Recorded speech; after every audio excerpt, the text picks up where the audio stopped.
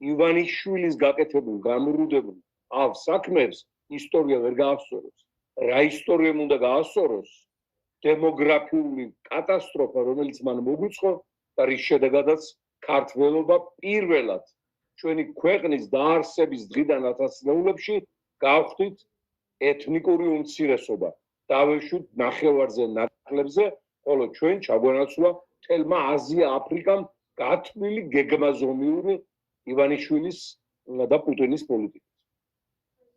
რა გაასწორებს, რა რომელი ტყვარი, არავი, ლიახვი, ამაზონი, ნილოსი გარეცხავს, ამათ ცოდვებს.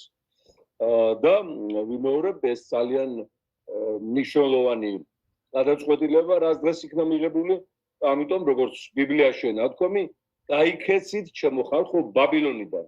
გენგრევად ბაბილონის გოდოლი, გენგრევად გაიგეთ, კოცებო. გაიქეცით, გაერიდეთ, ოჯახები მაინც დაიცავი და გადაარჩინეთ თქვენი შვილების მომავალი, რომლებსაც ეკეტება დედამიწის ყველაზე განვითარებულ პოლუსებთან ურთიერთობის საშუალება. შვილები მაინც ხო გიყვართ, კაი, ქვეყანა არ გიყვართ, მამული ფეხებზე გკიდიათ, კუჭის და ჯიბის თაყვანისმცემლები ხართ, მაგრამ იმედია შვილების გიყვართ, ხო და შვილიშვილები. იქვე დღეს ტარდებოდა და ტარდება კიდეც გონყალაც გრძელდება შავი ზღვის უსაფრთხოების კონფერენცია. მეგობრებო, სადაც საქართველოს წარმოდგენილი არ არის.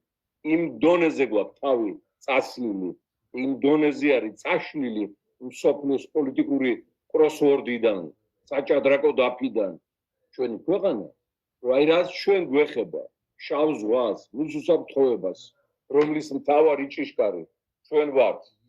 აი ამ ჩვენს მინიმუმ აღმოსავლეთ და ომის შემდეგ, რაც უკრაინა-რუსეთს შორის ხდება ჩრდილოეთ მიმართულებაზეც, ჩვენ კი გვიწევენ, როგორ არის ახლაც დღეს მიიღეს გადაწყვეტილება მინისტრებმა ქართული ხალხის მხარდაჭერა, მაგრამ მთავრობა აღარ ყავს. არავინ აღარ აღიარებს ამათ ლეგიტიმურად, კანონიერად, ხალხის წარმომადგენლობა და ამიტომ არ იწევენ არავის, როცა მთავრობა არ არის, ახლა ის მოწევს.